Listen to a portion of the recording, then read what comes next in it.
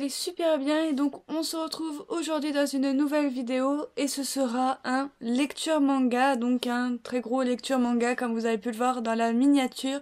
Je vais essayer d'aller vite dans mes avis pour ne pas que cette vidéo dure trop longtemps et donc dans cette vidéo vous retrouverez 4 shoujo, 1 josei, 5 shonen et 5 seinen. Donc c'est parti, on va commencer tout de suite avec le premier shoujo. Donc il s'agit d'un one shot, donc c'est Master and Slave de Ai Hibiki, donc la mangaka de Teach Me Love. Un one shot que j'ai beaucoup aimé, c'est qu'on va y rencontrer cette jeune fille voilà, qui fait partie d'une famille riche, qui est une grande héritière et elle a ce jeune homme là, donc j'ai oublié son nom, Ko, voilà, qui est un petit peu son larbin, son serviteur, son homme à tout faire. Donc du coup voilà, sauf que un beau jour sa famille va faire faillite et elle ne va se retrouver avec plus rien du tout et lui, eh ben ça va être en fait le fils caché d'une grande famille. Voilà, et donc du coup il va devenir riche à son tour et en fait ça va faire l'inversement des rôles et donc j'ai beaucoup aimé. Voilà, on voit que la fille au début elle est super sadique avec son majordome, voilà, elle lui donne des ordres un petit peu des fois what the fuck et du jour au lendemain elle perd tout et le gars il devient super riche et c'est lui qui va prendre sa revanche et tout et j'ai trouvé ça vraiment trop marrant. Donc voilà, on peut s'imaginer bien évidemment qu'il y a de la romance, qu'il y a quelque chose entre nos deux héros, mais voilà, c'est un shoujo, donc ça c'était sûr par avance. Donc du coup voilà, j'ai beaucoup aimé. Alors c'est pas trop comme Teach Me Love où il n'y a pas des scènes de sexe à toutes les 3 pages. Non non, là il y a beaucoup plus de scénarios. Voilà, on est voilà plus dans la confrontation, dans la vengeance, tout ça. Donc voilà, c'était vraiment sympa, j'ai bien rigolé, j'ai bien aimé. Le coup de crayon de l'auteur est toujours aussi sublime, donc voilà, rien à dire, j'ai juste passé un excellent moment. Donc du coup voilà. Ensuite, je me suis lu les tomes 3 et 4 de Cheeky Love, donc de Mitsubashi Miyuki aux éditions Delcourt Tonkam. Donc c'est une série qui est toujours en cours avec 10 tomes. Nous aurons le tome 5 à la fin du mois, le 29 novembre, et c'est de genre comédie-romance. J'aime beaucoup cette série qui nous mélange la romance avec le sport, avec le basket. J'aime toujours autant la relation entre nos deux personnages principaux, qui est genre super hilarante en fait, parce que sans se l'avouer à l'un à l'autre, ils sont amoureux l'un de l'autre, mais en même temps, notre héroïne principale, elle a tellement un caractère de merde que bah finalement leur relation n'avance pas beaucoup et c'est toujours une relation chien et chat en fait. Donc voilà, et je trouve ça en fait super marrant. Bon, faudrait quand même que ça décolle un jour parce que voilà, sinon après il y a le risque que ça lasse tout ça, mais voilà, pour l'instant ça reste super marrant, il y a beaucoup de choses à lire, beaucoup de choses qui se passent dans un tome.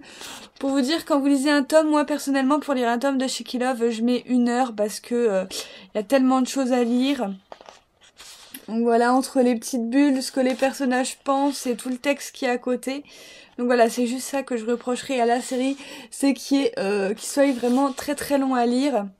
Donc voilà, surtout que la plupart du temps, il y a quand même des répétitions, mais à part ça, c'est quand même une bonne histoire, toute rigolote, voilà, avec quand même des sentiments, beaucoup de situations comiques, de retournements de situation, un côté aussi de sport, voilà, puisqu'on les voit là dans ces 2 tomes, on va les voir quand même disputer pas mal de matchs, donc du coup voilà, c'est quand même fort sympathique et donc voilà, j'ai hâte d'avoir le prochain tome pour découvrir voilà si va y avoir un rapprochement encore plus grand pour nos deux héros ou pas, donc du coup voilà.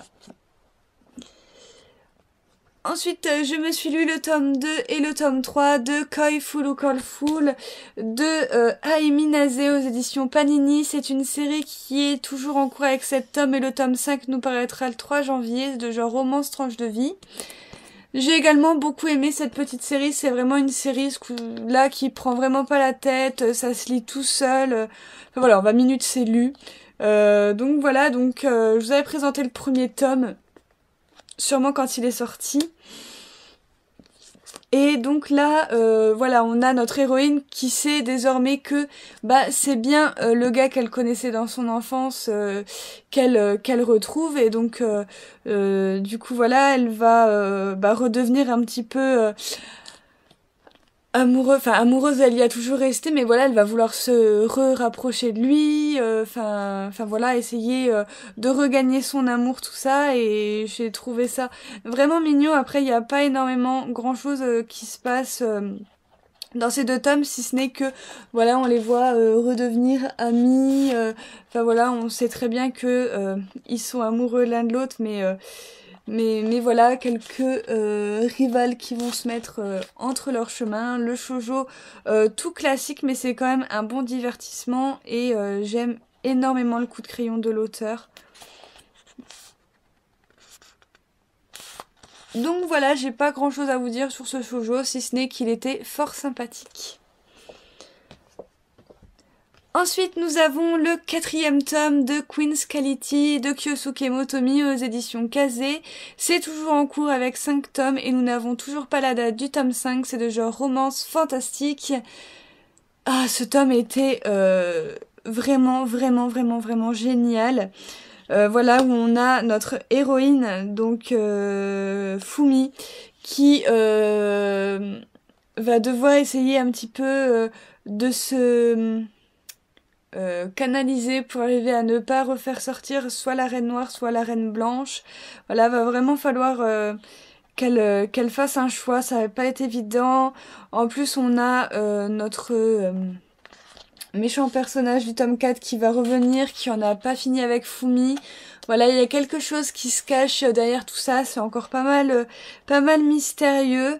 Donc du coup voilà, il y a beaucoup de choses qui se passent pour Fumi.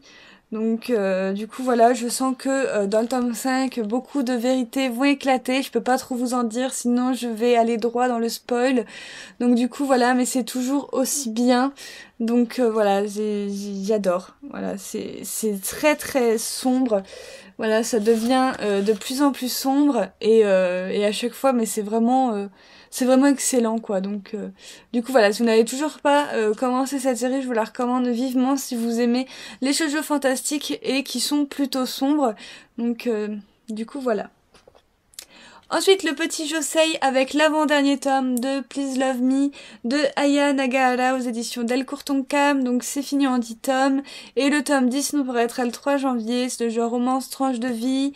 J'ai adoré ce tome 9. C'est qu'on va voir un très grand rapprochement entre Michiko et son patron Kurosawa. Voilà, va y avoir un très gros rapprochement entre eux. Voilà, c'est pas encore bien décidé, bien dit tout ça, mais on sent que ça va se faire. Et puis bah moi je me suis fait spoiler comme une débile par un site sur Facebook qui annonçait au Japon la suite de Please Love Me et j'ai lu le résumé comme une pauvre cloche, donc je sais déjà comment ça va se finir.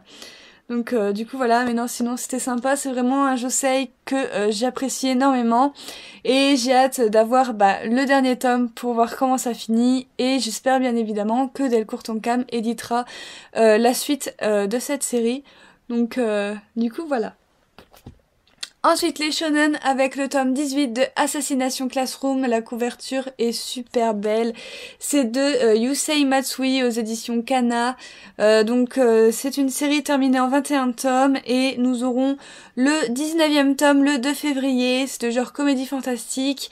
J'ai beaucoup aimé ce tome 18. Donc là, clairement, nos élèves ont un petit peu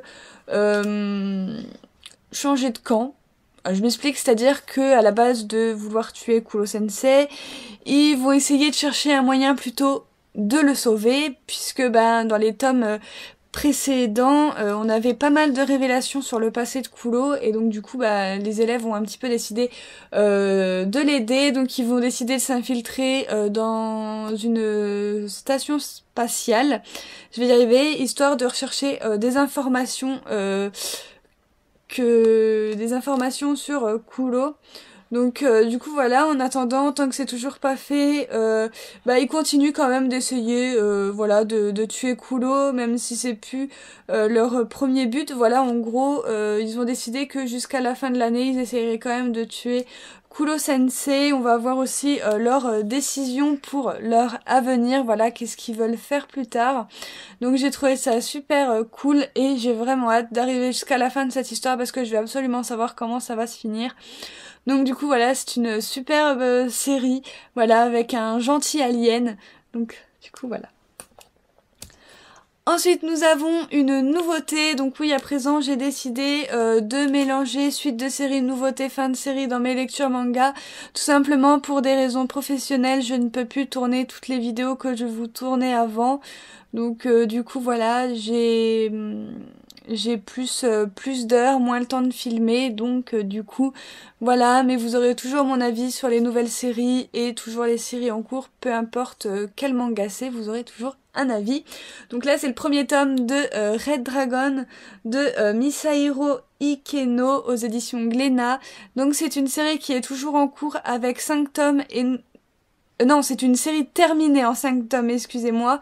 Et le tome 2 nous paraîtra le 22 novembre, donc c'est très bientôt et c'est de genre aventure fantastique. Donc du coup voilà, j'ai beaucoup aimé ce premier tome. Donc en fait, on est entre deux clans qui se font la guerre. Alors je vais être super floue pour le résumer parce que ça fait un petit moment que je l'ai lu. Donc voilà, donc on a le clan des Qin, donc l'histoire se déroule juste avant que la Chine s'appelle la Chine. Et donc on a d'un côté les Qin, donc qui sont un petit peu une dynastie. Vous avez l'empereur avec tout ce qu'il y a autour, qui prennent les pauvres habitants pour du bétail, qui en ont rien à foutre. Eux, tout ce qu'ils veulent, c'est le pouvoir et l'argent. Et on va avoir deux héros qui viennent d'un pays voisin, qui sont je ne sais plus où. Donc je vais vous les montrer, qui sont juste ici. Donc je me rappelle plus comment ils s'appellent, ils ont des noms un petit peu chelous. Donc du coup voilà, on va voir ces deux héros là, et bah qui vont eux se battre pour le peuple, qui voilà, qui eux ils s'en foutent du pouvoir, de l'argent. Ce qu'ils veulent c'est que tout le monde soit heureux. Voilà, ils ont leur vision du monde bien propre à eux et ils veulent que ce soit comme ça, que le peuple ne se fasse pas embêter par l'empereur et la dynastie, tout ça. Ils veulent voilà que tout le monde soit égaux, qu'il y en ait pas qui crèvent de faim, tout ça. Donc ils vont pas hésiter à voler, à préparer des guerres pour évidemment essayer de partir en guerre contre les Qin et arrêter tout ça, toute cette souffrance avec ces pauvres gens voilà, qui souffrent pour rien. Et franchement, j'ai beaucoup aimé, c'est une bonne série historique. Bon, je pense qu'il y a une petite part quand même de fantastique dans cette histoire, mais j'aime beaucoup. Donc voilà, j'ai hâte de voir le deuxième tome, comment ça va donner. Donc je sais pas si vous voyez un petit peu la gueule du Qin, mais bon, voilà, on n'a pas trop envie de lui faire confiance. Donc voilà, un super premier tome que j'ai beaucoup aimé, qui m'a franchement, je me suis laissée porter par l'histoire en fait, j'étais à fond dedans et donc du coup voilà, et les couvertures sont super belles au passage, les dessins sont au top. Donc du coup voilà, c'était un bon premier tome. Ensuite, nous avons le tome 6 et 7 de Solitaire de Atsushi Okubo aux éditions Kurokawa. Donc cette série sera terminée en 12 tomes. Nous aurons le 4e tome le 11 janvier. C'est de genre aventure fantastique. J'ai beaucoup aimé ce tome 6 et 7 où c'est que va y avoir pas mal de bastons puisque en fait il y a un danger pour tous nos chers personnages. Voilà, donc faut qu'ils évitent ce danger, il faut qu'ils détruisent cette personne qui va être réincarnée par des méchantes sorcières. Donc du coup voilà, donc ils vont faire tout leur possible, ça va vraiment tourner autour de ça dans ce tome là. Et on va avoir un petit peu la révélation de notre personnage principal féminine, voilà, qui va vraiment se battre jusqu'au bout, tout ça, elle va même sauver un personnage que j'aimais pas trop au début, et finalement je commence à bien l'apprécier. On se rend compte que finalement, bah, ce personnage-là a un fond, et c'est vraiment pas mal du tout. Donc du coup, voilà, j'aime toujours autant. Il y a beaucoup de personnages quand même, donc voilà, il faut suivre, hein. Mais en tout cas, c'était super sympa. Toujours autant de combats qui restent fidèles à eux-mêmes, qui sont toujours sympas à découvrir. Donc du coup voilà, et j'attends la suite avec impatience. Ensuite, nous avons encore une nouveauté, la dernière d'ailleurs de de ce lecture manga. Donc c'est To the Abandoned Sacred Beast de Maybe aux éditions Pika. Donc je vous montre les tomes qui sont juste magnifiques. Donc on a le tome 1 et le tome 2. Voilà, et donc c'est une série qui est en cours avec 6 tomes et le tome 3 nous paraîtra le 29 novembre. C'est de genre aventure fantastique. J'ai adoré, j'ai eu un coup de cœur pour cette série, franchement. Ces auteurs, je sais pas comment elles font pour avoir des idées comme ça et nous faire franchement des séries à chaque fois géniales. Là, on va être un petit peu dans un monde toujours fantastique où c'est que pendant la guerre, des hommes ont un petit peu transformé d'autres hommes en monstres. Voilà, c'est des mi-hommes, mi-bêtes. Et en fait, ces gens-là ont bien évidemment réussi à gagner la guerre. Et ils ont voulu rentrer chez eux en héros, sauf qu'au lieu de ça, vu que qu'ils ont été transformés à moitié en monstres, donc vous avez des minotaures et des trucs de ce genre-là, et en fait ils se sont fait un petit peu siffler, traiter de monstres, insulter. Donc du coup voilà, ils l'ont un peu mal pris et en fait ça devient un petit peu des monstres déchus, des dieux déchus, on peut appeler ça comme ça. Donc voilà, et donc dans cette aventure on va suivre Charlotte qui est la fille d'un de ces mi-hommes mi-bêtes qui malheureusement a été tué par un chasseur de bêtes. Et donc Charlotte va partir à l'aventure pour déjà se venger dans un premier temps. Elle veut se venger de ce chasseur de bêtes qui a tué son père et qui s'appelle Hank. Elle va le retrouver mais finalement ça va pas se passer comme prévu. Elle va se retrouver un petit peu sur les routes avec lui pour découvrir un petit peu le pourquoi du comment est-ce qu'il est obligé de tuer ces fameux monstres. Donc du coup voilà, et j'ai trouvé ça très poignant parce qu'en fait quand on arrive à la découverte d'un de ces monstres, en fait on voit un petit peu son passé, qu'est-ce qu'il voulait vraiment, parce que finalement ces dieux déchus, ils avaient quand même un but, un rêve, et donc voilà, et en fait de les tuer, en fait ça c'est vraiment plein de sentiments, et à plusieurs fois j'ai dû me retenir de pleurer parce que c'est vraiment très très poignant, je trouve. C'est vraiment très beau et on se demande mais au final pourquoi est-ce qu'on est forcément obligé de les tuer? Est-ce qu'il pourrait pas y avoir quelque chose qui pourrait les sauver? Donc franchement j'ai vraiment trop hâte d'avoir la suite pour pouvoir en savoir un peu plus sur ces dieux déchus et aussi sur ce chasseur de bêtes, parce que déjà pourquoi il est devenu chasseur, pourquoi est-ce qu'il tue ses confrères. Bon, je vous en dis pas plus, mais voilà, on va également découvrir un autre personnage qui lui est du côté opposé, c'est-à-dire qu'il est pas vraiment du côté des habitants, mais il est plus du côté des dieux déchus, et on va comprendre pourquoi. Et en fait, je dis que c'est le méchant de l'histoire parce que voilà, mais finalement on se rend compte que en fait il est pas si méchant que ça. Enfin voilà, il a sa vision des choses aussi, et franchement c'est très sympa d'avoir deux visions différentes sur cette œuvre. Donc du coup voilà, et j'ai vraiment très très hâte d'avoir la suite. Ça a été vraiment un gros coup de cœur. Et donc voilà, j'ai très hâte d'avoir le tome 3 qui sort bientôt déjà, je sais pas si je l'ai dit, mais il sort le 29 novembre, donc c'est très bientôt également. Donc voilà, j'ai très hâte. Ensuite, je me suis lu le 3e tome de L'Enfant et le Maudit de Nagabe aux éditions Komiku. Donc c'est une série toujours en cours avec 4 tomes et nous n'avons toujours pas la date du 4e tome. Et c'est de genre fantastique suspense, beaucoup de choses qui se passent dans ce tome où on a notre petite Shiva qui va retrouver quelqu'un de très cher pour elle et donc du coup bah, elle va être un petit peu ramenée de force dans le monde extérieur ou intérieur, je sais plus. Non, c'est intérieur, elle va être ramenée dans le monde des humains, donc dans le monde intérieur.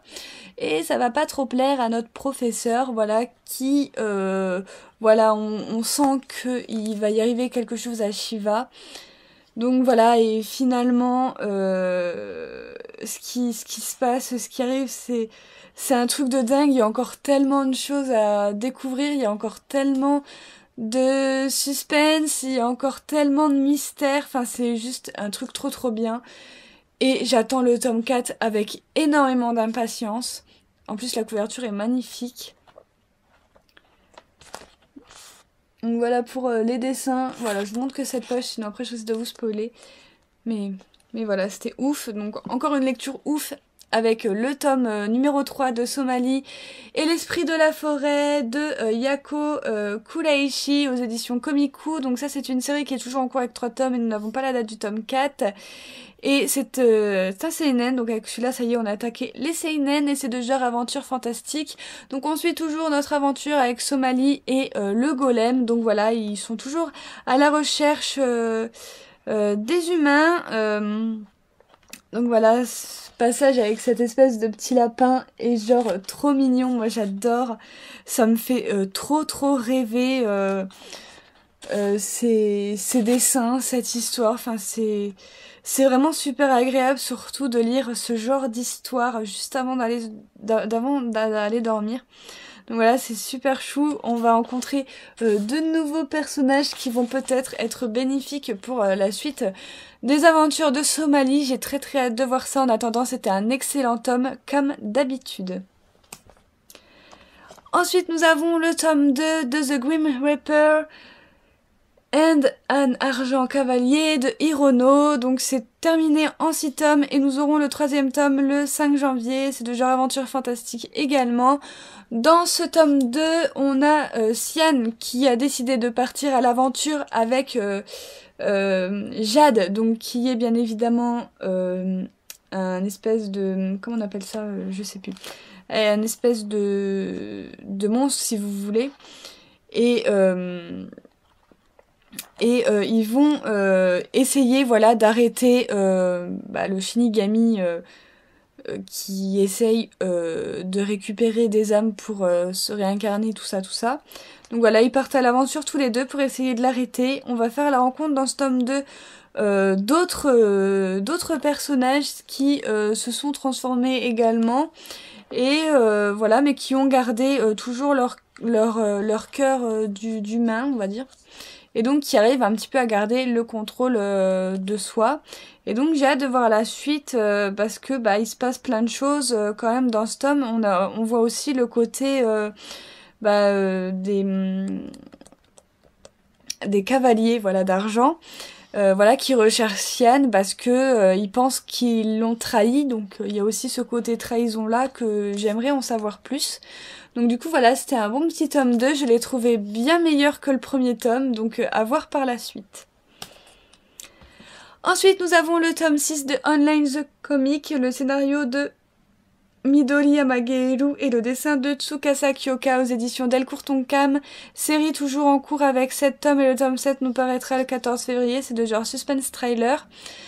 J'ai beaucoup aimé ce tome 6 où c'est que je vous avais dit dans le tome 5 qu'on est confronté un petit peu à un niveau suprême par rapport au jeu, c'est-à-dire que maintenant il commence à y avoir des tueurs dans le jeu et que ça devient un petit peu n'importe quoi. Donc on a même aussi des faucheuses, hein, on a des tueurs et des faucheuses qui s'amusent à tuer des joueurs et ça devient plus possible. Donc on a bien évidemment notre héroïne avec ses compagnons qui vont essayer de jouer le plus possible au jeu pour en savoir plus, tout ça. Et, et donc voilà, ils vont vraiment essayer de découvrir qu'est-ce que sont les faucheuses, voilà, et essayer aussi de démasquer les tueurs de ce jeu qui se cachent parmi les joueurs lambda, hein, bien évidemment. Donc du coup voilà, on va avoir également de nouveaux personnages qui vont arriver dans l'aventure. Donc du coup voilà, c'est toujours aussi prenant que le début de la série. Il y a toujours autant de suspense et toujours autant de mystère. Donc ça c'est super génial et j'ai hâte d'avoir la suite également. Ensuite, nous avons le 9e tome de Bloody Delinquent Girl Shensuo de Rei Mikamoto dans la collection What the Fuck de Akata. Ce sera une série terminée en 13 tomes et le tome 10, nous l'aurons le 11 janvier, c'est de genre suspense horreur pour public averti. Dans ce tome 9, il se passe également pas mal de choses. On va être toujours plongé dans nos combats entre différents adverses de Nero. Voilà, et jusqu'à ce que Gecko arrive à elle.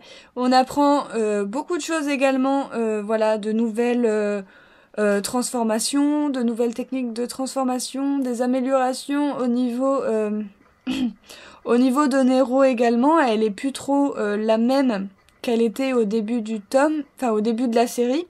Donc ça, je vous laisserai le découvrir. C'est une psychopathe, voilà. Voilà, mais sinon, ouais, c'est toujours autant sanglant, toujours autant de folie. Donc, du coup, voilà. Et c'est à peu près tout ce que j'ai à vous en dire. J'ai pas grand chose à vous en dire, vu ce qui se passe. En fait, c'est des combats entre différentes personnes jusqu'à ce qu'elle arrive à Nero. Bon, bien évidemment, il y a quelques morts, hein.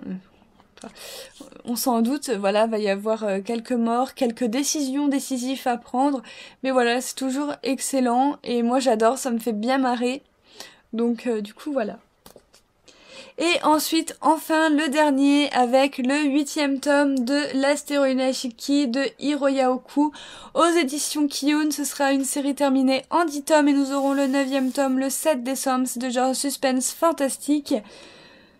Donc là, on est dans la confrontation entre Hiro et Monsieur Inuyashiki. Voilà, Monsieur Inuyashiki va essayer d'arrêter les pulsions meurtrières de Hiro. Il va essayer de mettre Hiro hors d'état de nuire.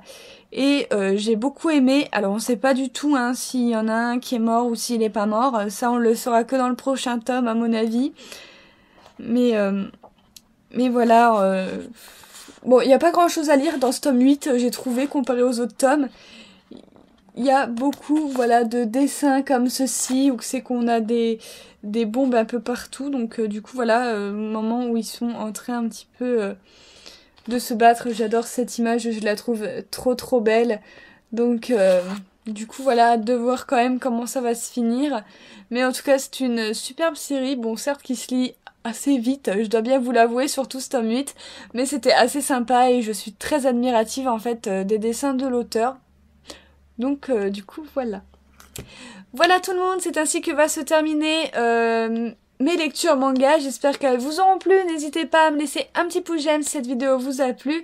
N'hésitez pas non plus à me mettre tous vos avis en commentaire. N'hésitez pas à me dire vous qu'est-ce que vous avez lu en ce moment. Je serai très curieuse de savoir quelles sont vos lectures de moment. Et sur ce, on se retrouve très bientôt pour de nouvelles vidéos. Bye!